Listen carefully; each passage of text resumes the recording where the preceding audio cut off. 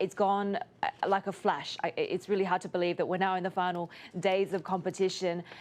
Knowing what you did going into it, has the experience been different, harder, easier in some respects than you expected? I would love to answer easier, but it wasn't the case. Let's be very clear. This has been hard. First ever postponement.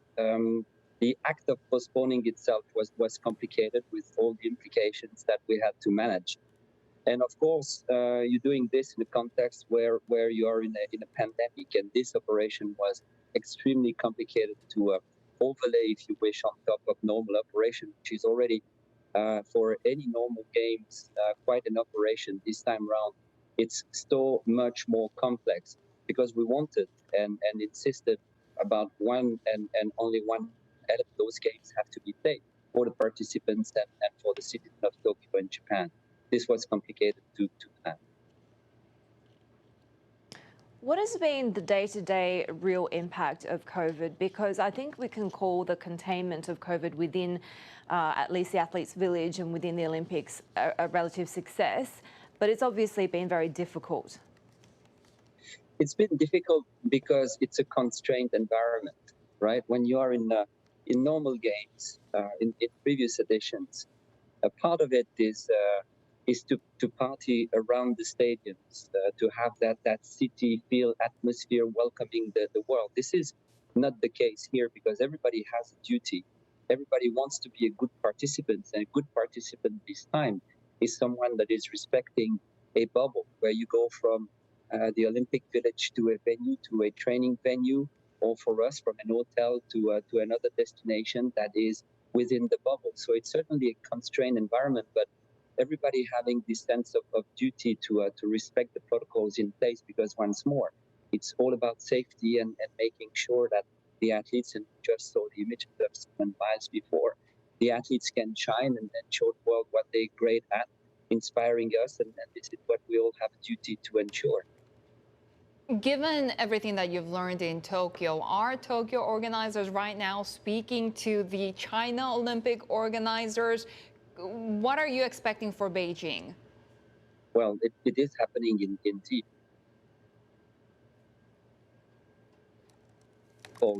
We have to learn from, starting with what happens prior to the games. We are in the final stretch of preparation. So how do you host your rights holding broadcasters, your technicians that have to go and work in China right now, down to the minute details of the transportation plan and how you ensure the bubble remains safe with the workforce going in and out of the various bubbles. So yes, a lot of lessons to learn, and a lot of exchange between the organizing committees. They have, by the way, a collaboration agreement that is in place now for years between Pyeongchang, Beijing, and Tokyo, and this is unfolding as we speak.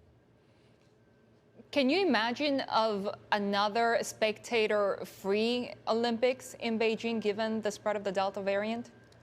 It is obviously speculation at that point in time. I would love to have spectators in the venues.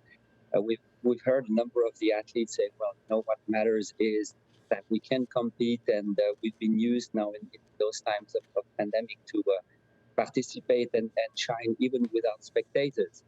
But if you had the choice, you would prefer to have spectators. Now, let's see how the pandemic evolves, especially in China and around the globe. And then let's look at the consequence of participation for spectators. How much has the lack of sponsors been impacting these games? And do you think future games, given it seems like Delta, COVID is here to stay, will go forward without sponsors? There was never a lack of sponsors. On the contrary, this was the most successful sponsorship campaign ever. And this is the case as well for Beijing, by the way. Most successful commercial campaign ever for a Winter Olympics. And here you see out of Olympic sponsors, but here the organizing committee has been amazingly successful.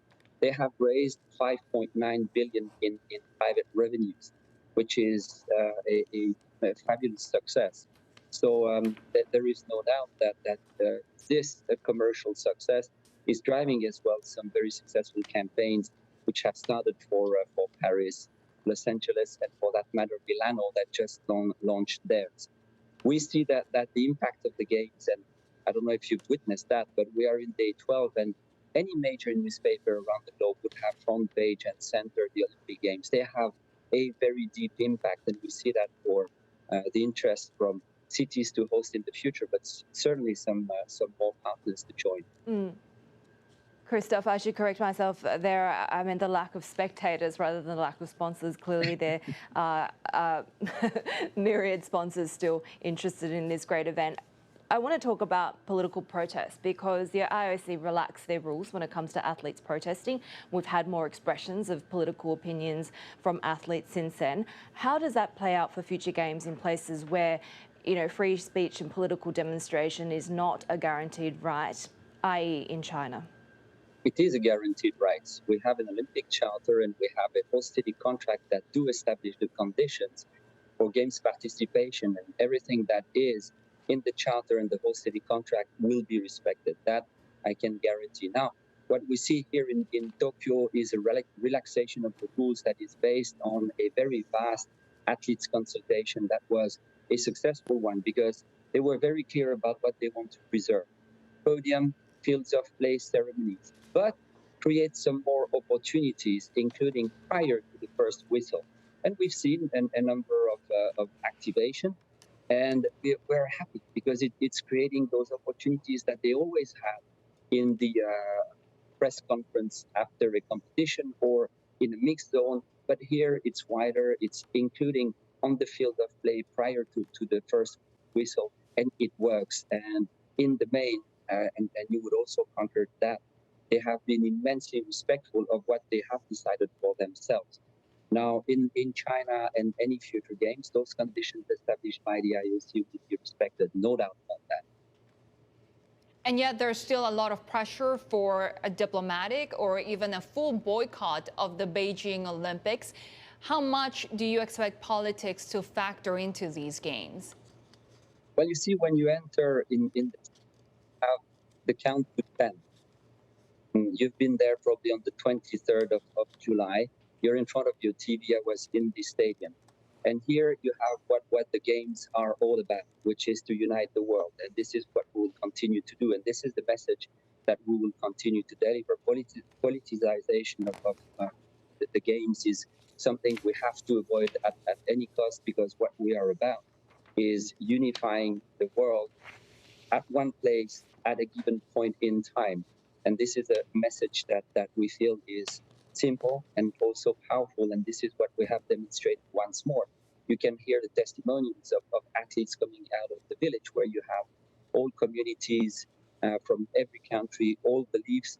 And guess what? They live there in harmony, in somewhat of an ideal place for a given 17 days, which is a formidable example of how the world can live together. This is what we're about, building bridges.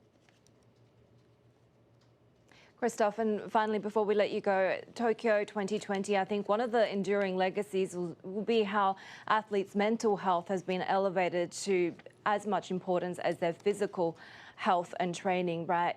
How difficult has this been, and how does this create a legacy going forward for the sorts of measures, protections, support mechanisms that are in place for athletes? And for so many reasons, obviously, this has been such a trying games for a lot of these athletes there. Yeah, there were a number of measures in place, and we can always reinforce them at the level of the IOC, but also any sport organization. What to me is immensely important, and the legacy of these games is that, yes, mental health has been given probably the most prominent platform ever. When you have Simone Biles speaking on world stage at the time of the Olympic Games, or Naomi Osaka, the power of inspiration for all those that do suffer from mental health is incredible. This is courage displayed on world stage, and many other issues like gender equality, to the use of renewable energy at hydrogen-powered village, to sports participation and how it can increase the health of citizens, including here in Tokyo, that is beating, by the way, records compared to other countries when it comes to sport participation. All these things will be the result of what we all do together, which is create this platform for sports. And here I can see Simone Biles on the beam, but also for a greater conversation. After all, the games are about sport and mainly sport, but many other matters as well. And Christophe, before we let you go, today a Belarusian sprinter headed to the Polish capital Warsaw after asking for protection. What is the IOC stance here, given that the Olympics has been the venue where she's really seeking asylum from, given the pressures from her own country? Well, you see, she's safe, and this is what really matters at that point in time. We made sure immediately when we heard about what was unfolding that we could offer our support. And then the situation was not necessarily in our hands, but we are certainly very, very happy that she is in safe hands. And as far as the case itself, an official inquiry is indeed progressing as we speak, and we'll see the result in the next few days. But what is really reassuring is that she's safe and she has a destination to go to, which is reassuring.